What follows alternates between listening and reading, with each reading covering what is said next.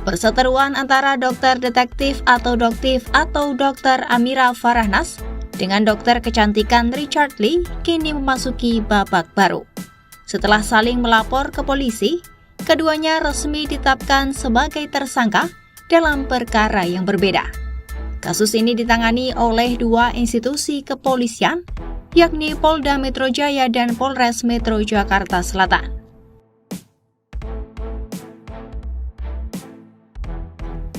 Polda Metro Jaya menetapkan Richard Lee sebagai tersangka atas dugaan pelanggaran perlindungan konsumen terkait produk dan treatment kecantikan. Kepala Subbidang Penerangan Masyarakat Bid Humas Polda Metro Jaya Kombes Pol Reonald Simanjuntak mengatakan, penetapan tersangka dilakukan pada 15 Desember 2025 kemarin. Dan kami sampaikan penetapan tersangka itu dilakukan pada tanggal 15 Desember 2025 terhadap saudara RL. Kombes Pol Reonald menyebut laporan itu dilayangkan dokter detektif pada 2 Desember 2025. Adapun laporan tersebut teregistrasi dengan nomor LP-B-17-12-2024-SPKT Polda Metro Jaya. Usai penetapan tersangka pada 15 Desember 2025, penyidik kemudian melayangkan surat panggilan pertama pada 23 Desember 2025. Namun, Richard Lee tidak memenuhi panggilan tersebut dan meminta penjadwalan ulang pada 7 Januari 2026. Reonald menyebut pihak kepolisian akan melayangkan panggilan kedua jika Richard Lee tidak hadir pada tanggal tersebut.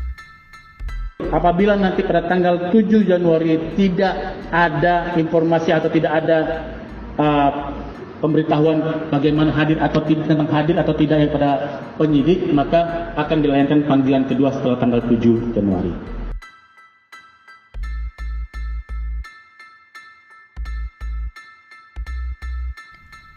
Sebelumnya, dokter detektif lebih dulu ditetapkan sebagai tersangka oleh Polres Jakarta Selatan atas pencemaran nama baik terhadap dokter kecantikan Richard Lee.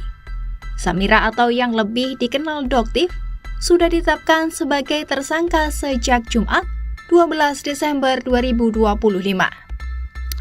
Penetapan tersangka Doktif itu disampaikan Wakasat Reskrim Polres Jakarta Selatan, Kompol Dwi Manggalayuda pada Rabu 24 Desember 2025.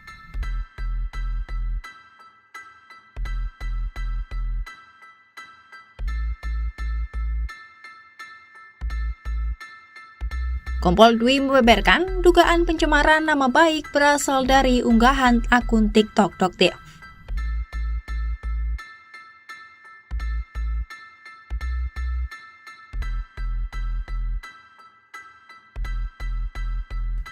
Doktif dijerat pasal 27A Undang-Undang Informasi dan Transaksi Elektronik atau UU ITE dengan ancaman pidana maksimal 2 tahun penjara.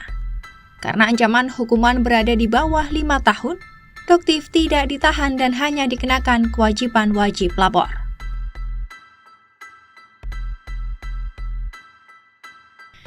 Polisi menyebutkan upaya mediasi dengan menghadirkan kedua belah pihak rencananya akan berlangsung pada Selasa 6 Januari 2026.